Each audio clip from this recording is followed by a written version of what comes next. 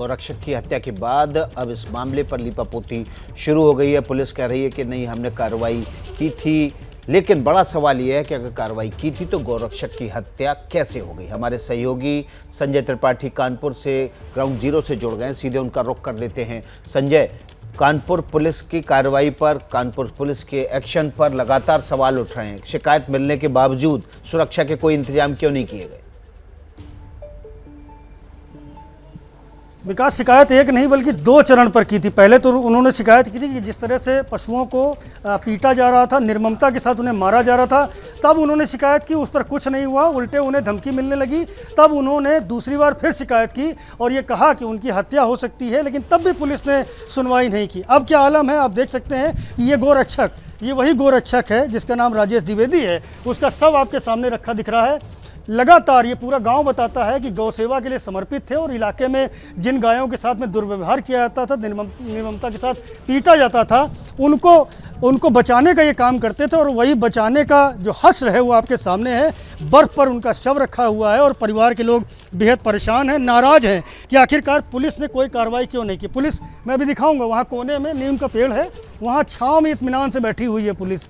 किसी की भी इतनी जहमत नहीं हो रही है कि जा करके जिन आरोपियों के खिलाफ FIR कराई गई है उनको गिरफ्तार किया जाए, उनके घर दबिश दी जाए। आप देख सकते हैं सामने पुलिस की गाड़ी खड़ी है और पुलिस के जवान वहाँ आराम से खड़े हुए हैं, किसी को कोई लेना देना नहीं। इतनी बड़ी घटना इस इलाके में हो गई है। एक व्यक्ति जो लगातार पुलिस के पास जा रहा था, कह रहा था कि उसकी हत्या हो सकती है, लोग उसे परेशान कर रहे हैं, धमकी दे रहे हैं। खुद ABP न्यूज़ को उस युवक ने बताया कि उसकी हत्या हो सकती है, बावजूद पुलिस ने अनसुना किया। परिवार के लोग क्या कहते हैं, मैं इनसे बात करूंगा। सबसे पहले जो इनकी बेटी है, आपका नाम क्या है? प्रगति द्विवेदी।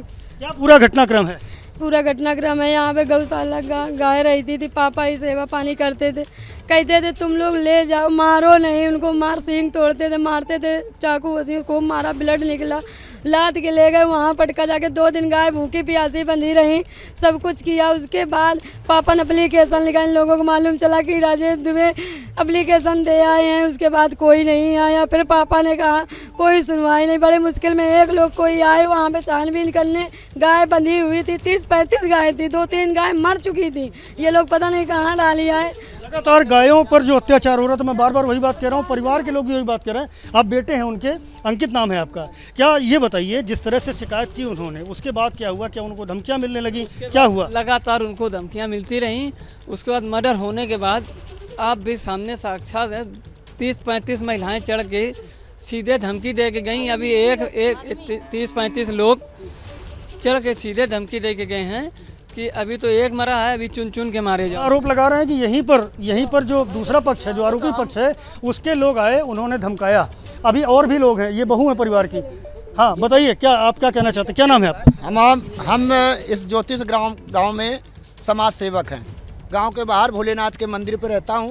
पिछले 4 साल से इस गांव की समस्याओं को लेकर के SDM महोदय से मिला, DM महोदय से मिला, और अभी ये जो गाय वाला प्रकरण है, इस गाय वाले प्रकरण को जिस दिन गाय बांधी गई हैं उसी के दूसरे दिन जस्ट मैं SDM साहब से मिला, BDO साहब से मिला। बताइए, ये जो राजेश द्विवेदी के साथ घटनाक्रम है, हमें उसके बारे में संक्षिप्त बताइए। उसके बारे में मैं आपको, जब तक पूरी बात नहीं आप सुनेंगे तब तक प्रकरण नहीं निकलेगा।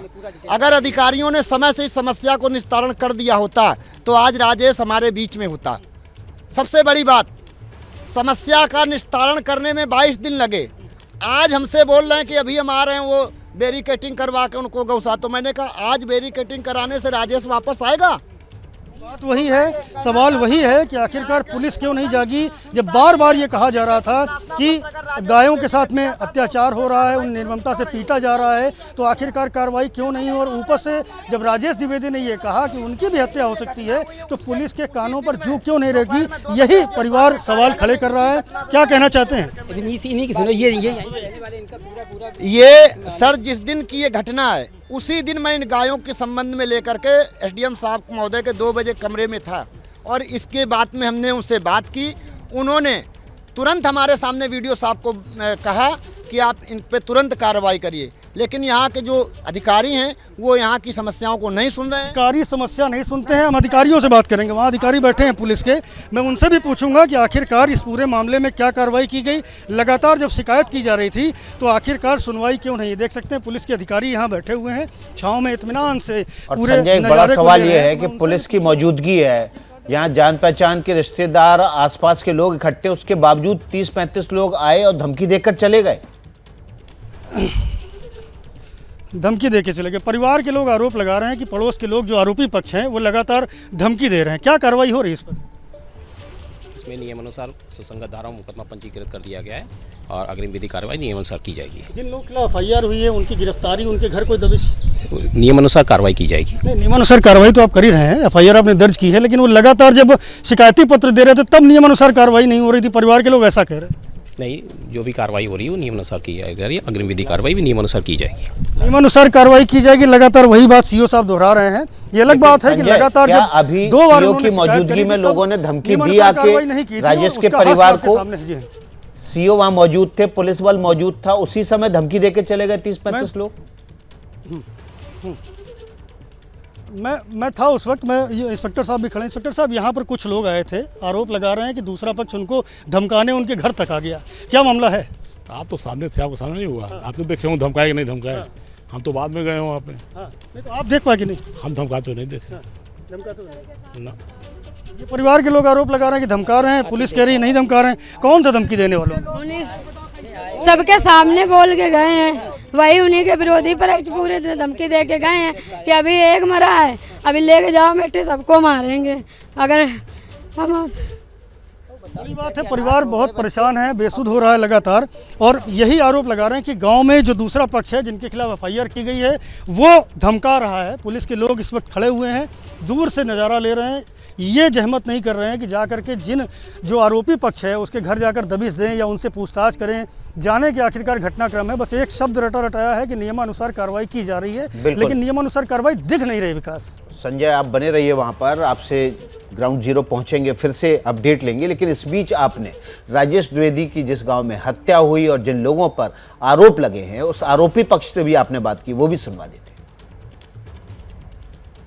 राजेश द्विवेदी की मौत को लेकर जिन आरोपियों पर FIR हुई उनके परिजन भी इस वक्त मेरे साथ मौजूद हैं। क्या नाम है आपका? ज्योति शर्मा। आप किसकी पत्नी? नन्नू शर्मा की। नन्नू शर्मा FIR में नामजद है। हाँ उन पर आरोप है कि उन्होंने राजेश द्विवेदी की हत्या कर दी। जी। क्यों आरोप लगा?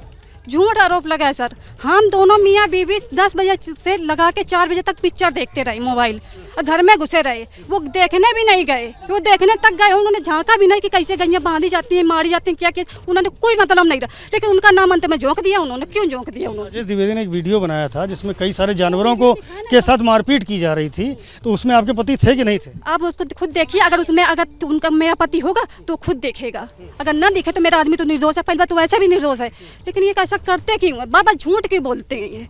ये जानवरों को पीटा जा रहा था बेरहमी की नहीं पीटा जा रहा था। वीडियो में तो दिख रहा था।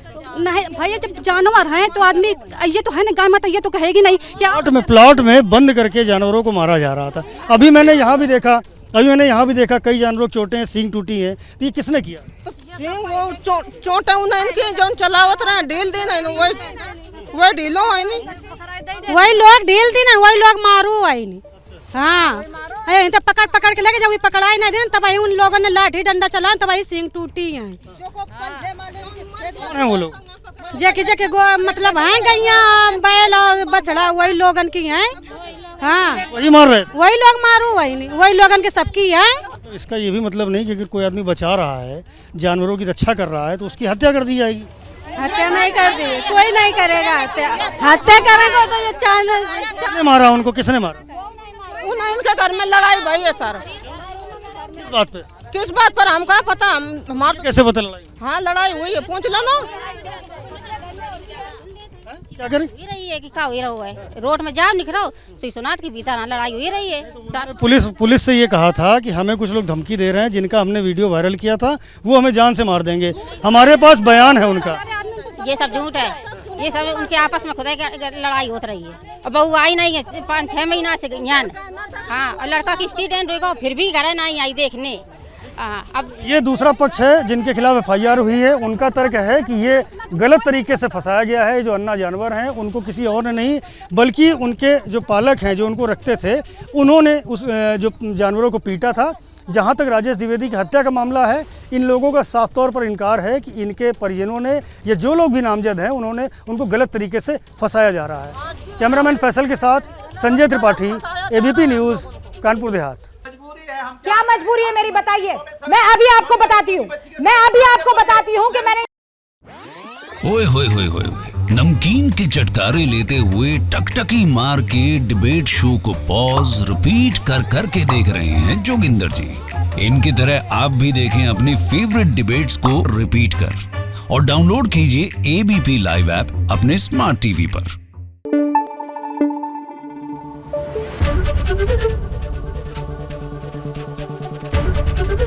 एबीपी न्यूज आपको रखे आगे।